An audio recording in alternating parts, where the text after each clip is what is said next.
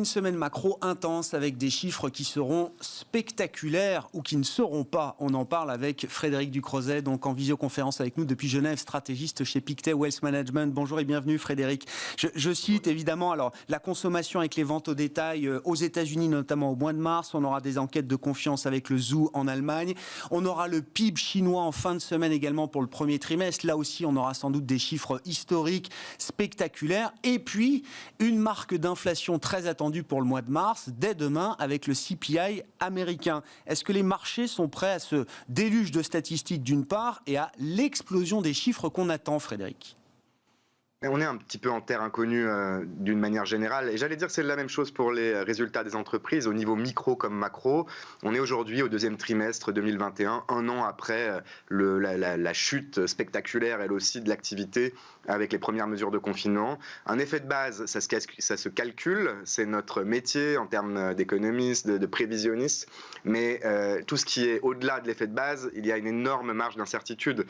On l'a vu vendredi avec un indicateur qui est normalement moins important pour le marché que ceux qu'on attend cette semaine, qui est l'indice des prix à la production, qui a doublé sur le mois, qui a doublé les attentes du marché. On est encore une fois dans un point d'inflexion de l'économie et donc en termes de prévision économique dans une zone un peu floue. Donc il peut y avoir des bonnes surprises même lorsque les attentes sont élevées, et je le répète, c'est également le cas probablement pour des résultats d'entreprise qui là aussi verront des gros effets de base booster les chiffres.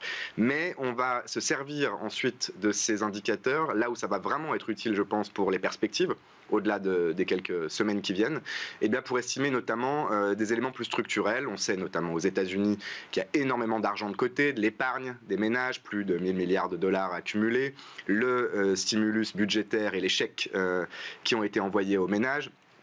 Quelle part de cet argent va être dépensé? Ça, c'est un point qui est très important et très intéressant dans les chiffres qui viennent. En termes d'inflation, c'est la même idée. Qu'est-ce qui vient vraiment de la vraie inflation, entre guillemets, générée au plan domestique au moment où l'économie réouvre? Et là, il faudra peut-être un petit peu plus de temps pour analyser les chiffres, peut-être aussi plus qu'un mois de données. Ça veut dire, Frédéric, en termes de marché, de dynamique de marché, malgré déjà une correction assez significative sur l'obligataire américain en l'occurrence, il n'est pas dit que ce marché-là soit totalement consolidé encore à ce stade, au regard peut-être des surprises potentielles sur l'inflation, la consommation aux États-Unis cette semaine.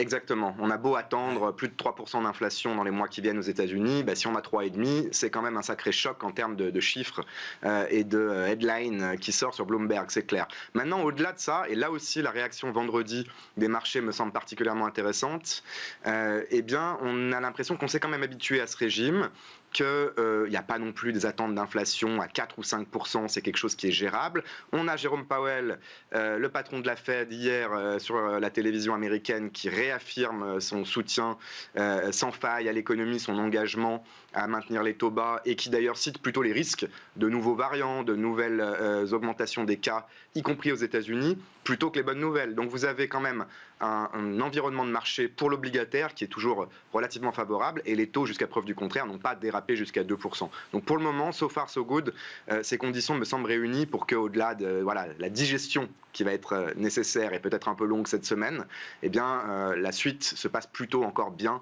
pour les marchés actions notamment, alors qu'on rentre dans la saison des résultats. Il va falloir jeter un œil à la politique allemande cette semaine encore, Frédéric, dans la perspective bien sûr des élections générales qui se dérouleront dans le pays à l'automne. Et quand on parle de politique allemande, évidemment, on peut faire des liens assez rapides avec la politique économique et budgétaire dans son ensemble en zone euro. Quel est l'enjeu cette semaine pour les conservateurs allemands, Frédéric, dans la perspective des élections générales de cet automne ? Alors là, les enjeux sont plutôt à moyen terme, j'allais dire dans les 15 prochaines années, après 15 ans de Merkel. Dans la mesure où l'Allemagne est également dans une phase de transition, on l'a eu dans des conditions complètement différentes, évidemment, en France il y a 4 ans avec l'élection du président Macron.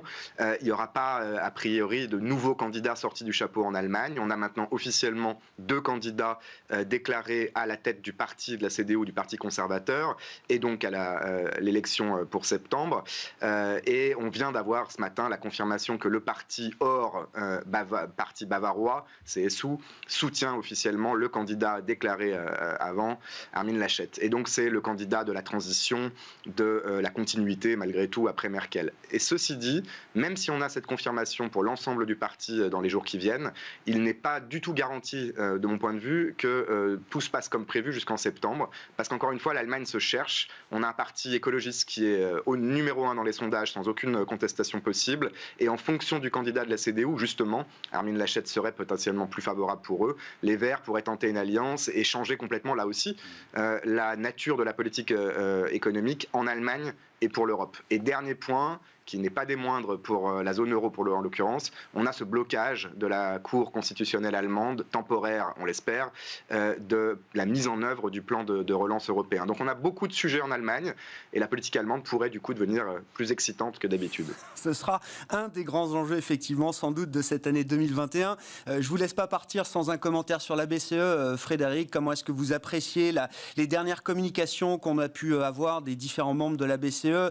Comment expliquer notamment que certains membres au sein du Conseil des gouverneurs commencent à débattre ouvertement d'une sortie de l'ultra-accommodation de la Banque Centrale Européenne, alors même que la reprise en zone euro n'est pas encore définitive et matérialisée? Comment est-ce que vous comprenez cette communication qui peut paraître un peu confuse récemment?